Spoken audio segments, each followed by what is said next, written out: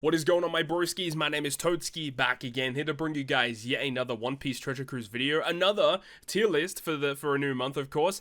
So this is going to be the month heading into April, and of course next month is May. So it's going to be interesting to see how things, are going to be progressing as we move into the 11th anniversary. We're very, very close now. Now, in terms of the characters that came out this month, a lot of good units, of course. So the last month tier list actually ended at Edward Weevil debuting for the Rumble banner, but then we also had S-Snake come out for Treasure Map. The Kizuna banner brought along the brand new Khalifa legend. We had Sober Mask, we have Alba, Mihawk, and Daz Bones. The reason why Alba is not featured right here is because I do have him on my tier list a little bit deeper on. So we'll talk more about that. But the thing is like, I think a lot of people would have differing opinions on who they think is the best of the batch. I know that a lot of people think that Mihawk is the best unit because if you take into consideration that the characters that these units are supposed to be used with, like Mihawk working very well at 10th anniversary Shanks is a very big deal. However, I think that if you take the sum of all parts, I think that Alba is a better unit compared to Mihawk, but just because I say that, it doesn't mean that Mihawk is a bad unit or Daz Bones is a bad unit. They have their use cases. They're going to be good in a lot of content. But the one thing I will say is when you compare Daz and Mihawk with Alba, the big thing that these two units here have over Alba is that they have Super Tandem, and it's a one-tap Super Tandem, which is a very, very big deal.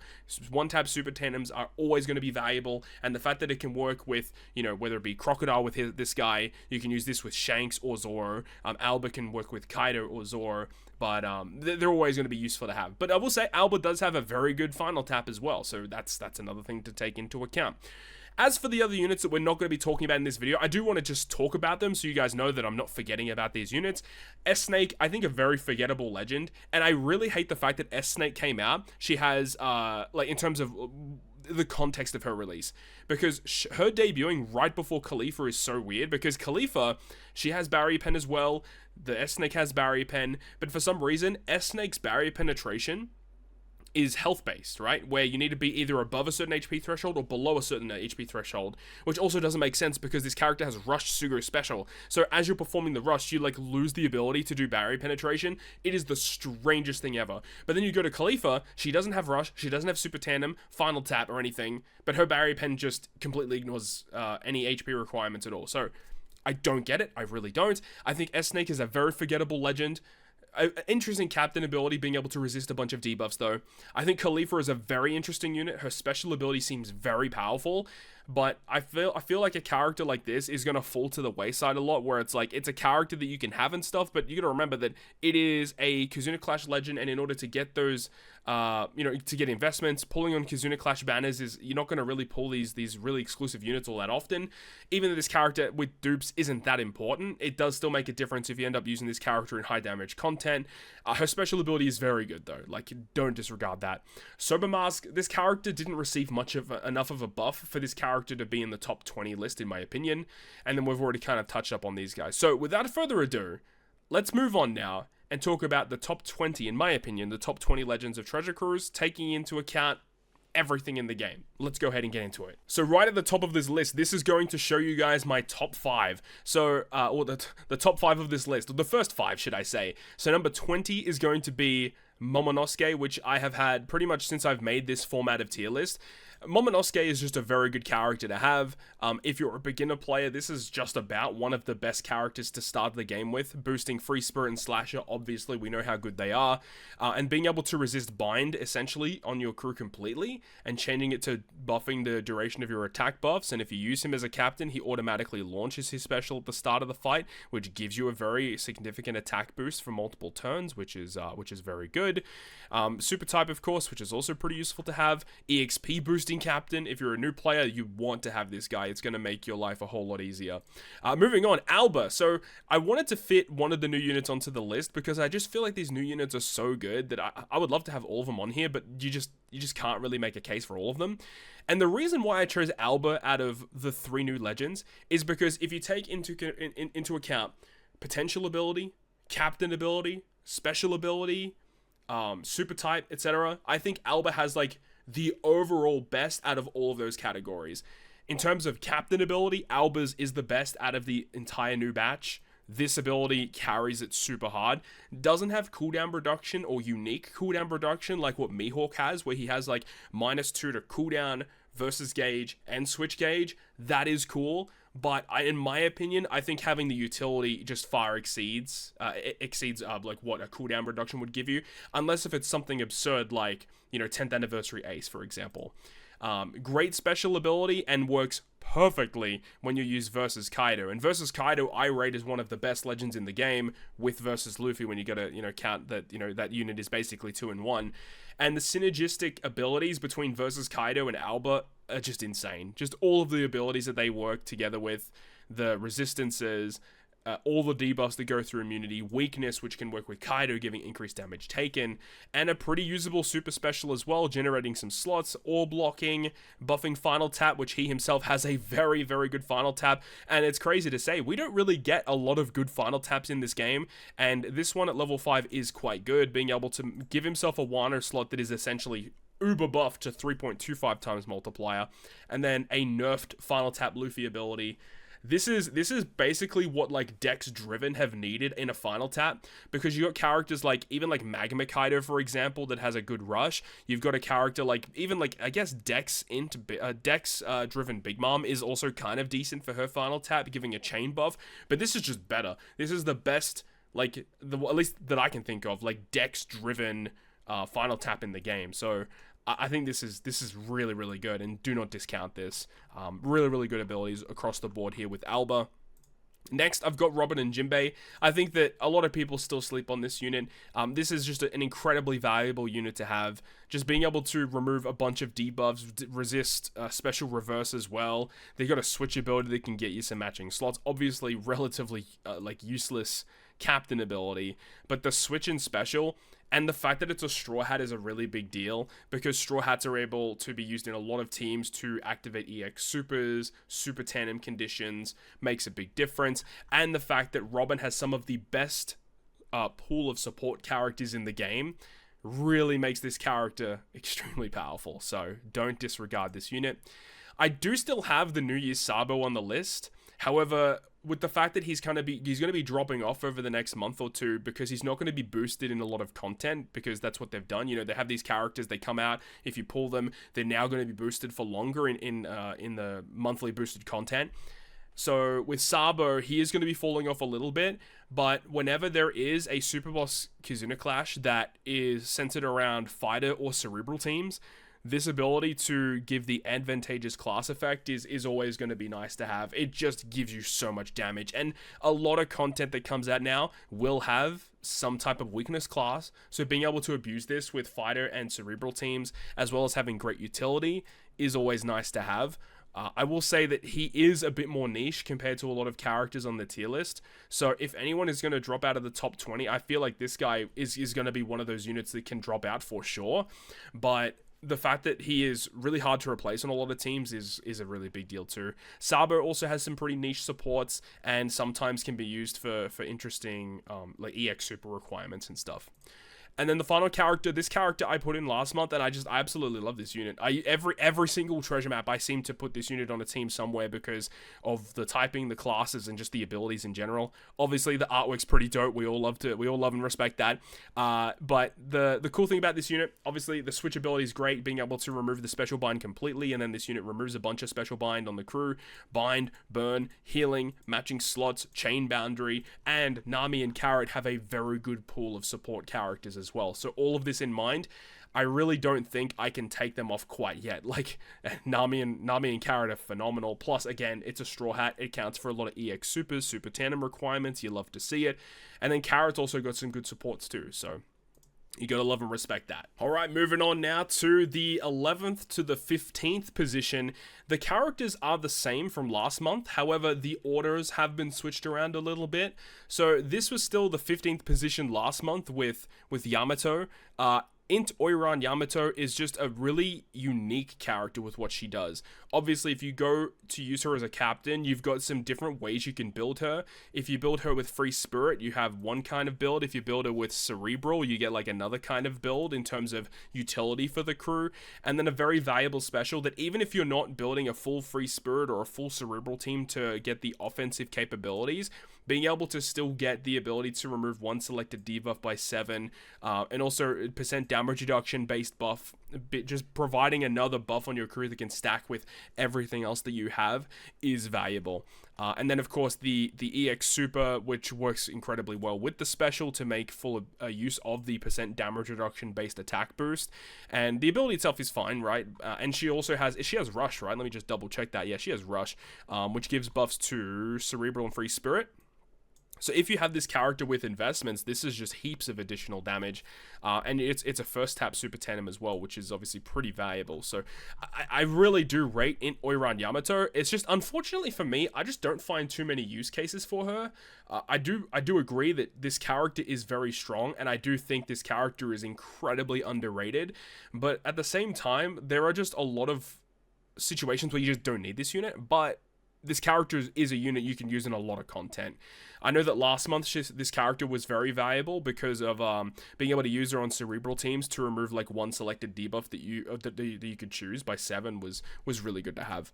Moving on, I have Toki. Now Toki was in last month's tier list as well. I have bumped her up. I believe she was like 13th last month, so I bumped her up to 14th.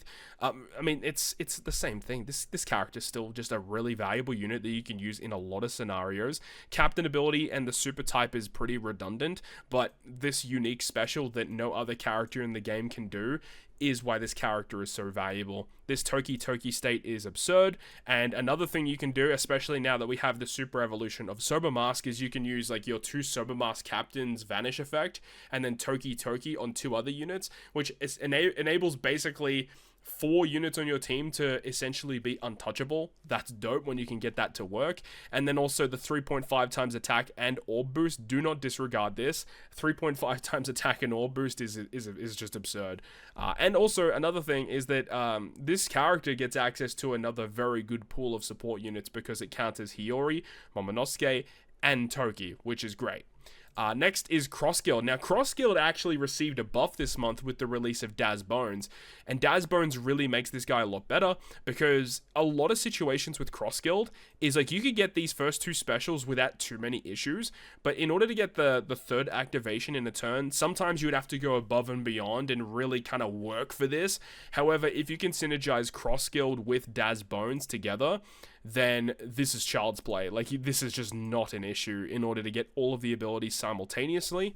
And then if you counter in everything that Daz Bones gives your crew with this guy, it's over, man. You're just getting so many buffs, removing enemy gimmicks, dealing with gimmicks on your side of the field, attack or boost, set target status. This character does it all. And very good Rush Sugo special. And Daz Bones gives this team now a 1-tap super tandem. So, yeah, there's really not a lot wrong with Cross Guild. And they just got better and better, which is fantastic. And the more slasher buffs we get, the better this character gets. So, shout out to Cross Guild, my man. Now, I was very much considering putting Cross Guild above Shanks and Kid. However, Shanks and Kid continuously see play, mainly just because in the most recent super boss that just dropped, I actually did use Kid for once because they actually wanted you to use a full shooter team. And then also Shanks just is one of those key units that enables these teams to do upwards of like trillions of damage because of the double stacking conditional boost, working with Zoro and Sanji, getting a full team of slashes, which makes full use of his territory buff as well. Weakness debuff, stacking with increased damage taken, gives you even more damage. So yeah, Shanks is pretty good. Shanks is a good unit. So shout out to that guy. And then I got New Year's Luffy. I feel like New Year's Luffy, he's never bad, but he's never going to be top tier in my opinion. Unless if they really make teams for him. The issue, of course, is his captain ability is very finicky to use. However, if you can build a team that is actually able to fully abuse the Gear 5 mechanic, this is obviously the best captain ability in the game in terms of raw damage for your whole team, but it's very difficult to get because you need every unit to basically have a super type and a super class. So it's tough. It's not easy, of course, but there are ways to abuse this. It's just a matter of like how easy is it to do that it is difficult to do. Plus, if you want to get the increased damage taken plus the conditional boost simultaneously when you launch the special, you really have to go above and beyond to do it because of the end of turn healing.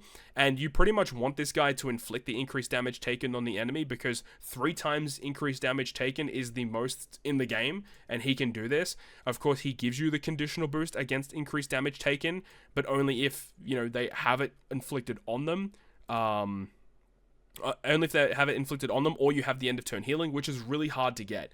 So yeah, he's very hard to build for, but the ceiling on this character is so high that, like, I feel like we have to talk about him, right? So shout out to New Year's Luffy. Okay, now we move into the top 10, and I'm still gonna put Uta in here, man. I know I saw people actually complaining that I had Uta on my top 10. I do not care. This is my list, and Uta is a character I always seem to go back to. For some reason, they have some kind of like crazy thing where they love to put Kizuna clashes that focus in on striker or cerebral teams recently. And if you have to build a striker or cerebral team, this character is going to be your best friend. Obviously, you can use a friend captain of the boosted unit, and then you just use Uta, and you don't have to worry about attack or all boosts, and it feels so good. Plus, utility captain is amazing, so you got to love that. There's just not really anything bad about Uta. I guess the one thing you could say about Uta that is, I guess, getting worse is that her captain ability is only a 5.25 times captain. Yes, I'll concede that is definitely getting, it's getting power crept as we move along in the months, of course, but it doesn't really matter if you've got a friend captain that has a great captain ability. Of course, this is not a unit you're going to use in high damage content, but in a lot of other content, this character is so hard to beat. It's so good. Now, Roger. Roger, I did move down like 1 place, I believe, mainly just because personally, I haven't really found too many uses for this guy recently, but I will say that, like, if you don't have a wide variety of legends, this guy can carry you through basically everything, because he basically provides everything that your team needs. The only thing he really doesn't do is that he doesn't give you a full orb change to your entire crew. He is a self-sufficient unit, but if you run him as captain, getting the attack orb, color affinity, and then if you use the EX super to extend it, like 3 turns of these buffs that cannot be removed, he has the super tandem slot to trigger a 1-tap super tandem. He's got a captain ability that has EXP, berries, special bind removal, cooldown reduction. There's really nothing wrong with Roger. He is legit one of the best units in the game. Just personally, I haven't used him that much, so that's the only reason why I've done that. But hey, he's literally in the top 10. You can't really complain. Roger's the GOAT. Now, here's one I actually did move down, is Blackbeard and Law, just mainly because of use. I just haven't found too many use cases for them.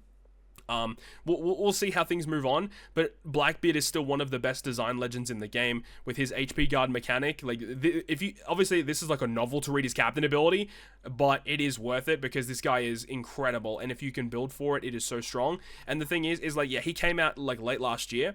Since his release, we actually haven't had a lot of like powerhouse focused support. So we'll see what happens, because whenever they bring out like a new batch of units that are focused on powerhouse, Blackbeard just immediately comes back into the meta because of his captain ability and his really powerful special. So do not sleep on Blackbeard. We have to still wait for Law to actually be good because of striker stuff, so I guess we have to wait for him.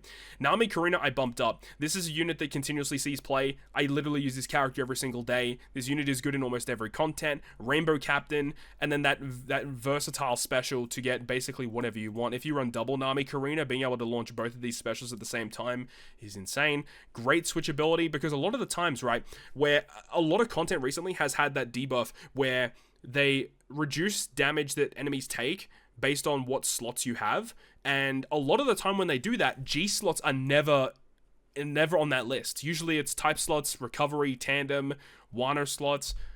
Almost never, at least I haven't seen one that has G slots on that list. Meaning that if you can use Nami and Karina, use their switch ability to give like almost half your crew G slots, then you can use this to get around enemy slot-based damage reduction. So that's so good that they have that. It's just a unique character that has also a pretty decent pool of support units. Not going to say it's the best, because Karina doesn't have many. Nami's list of supports is okay, but still, like Nami, Karina, we all know how good they are. The dupe drops, of course. And then finally is Psy Luffy. So this is the first time that I've dropped this unit out of the top 5 in a very long time.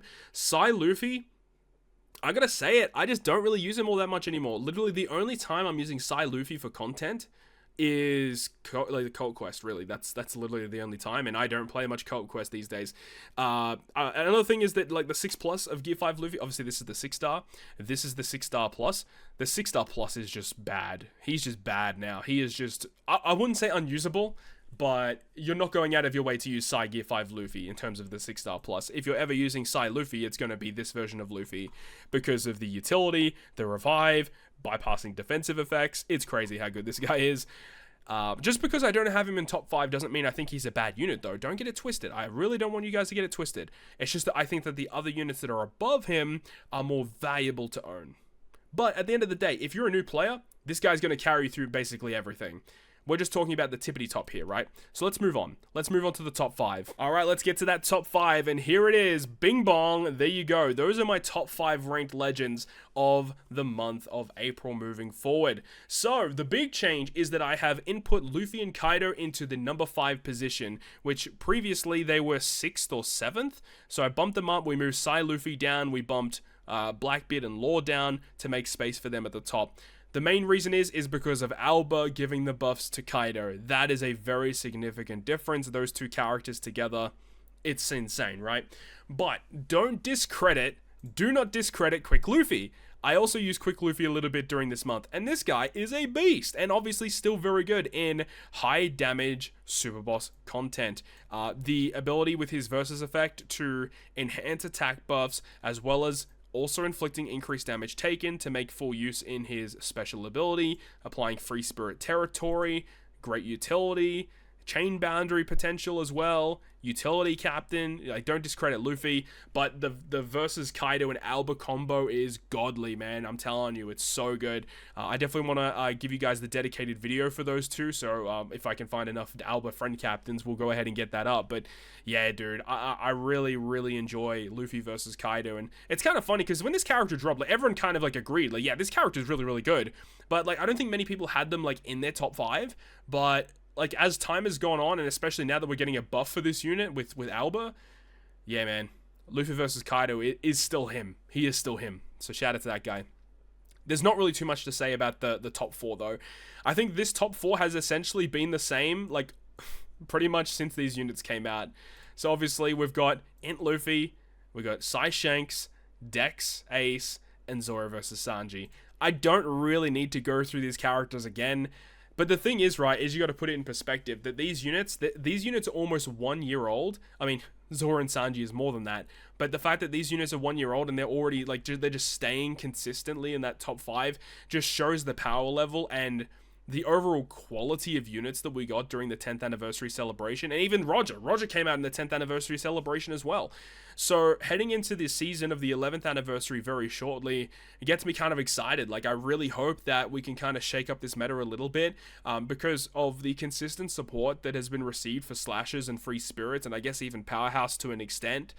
I really hope they kind of shift it a little bit and give us something else. But on the same token as that, the fact that Free Spirit Slashes get consistent support means that if we get even more support, people are going to want to pull it because people have already pulled for the good support. So you can give support to teams that are already really good, teams that people already have, and you're buffing those teams even more. People are going to like be incentivized to pull for those units. So we'll have to wait and see exactly what they have planned. But again, I don't really think it's much of a surprise that, you know, these units are at the top. It is what it is. Shout out to my man Shanks, though, for getting a little bit of buff this month with the release of the Dracula Mihawk.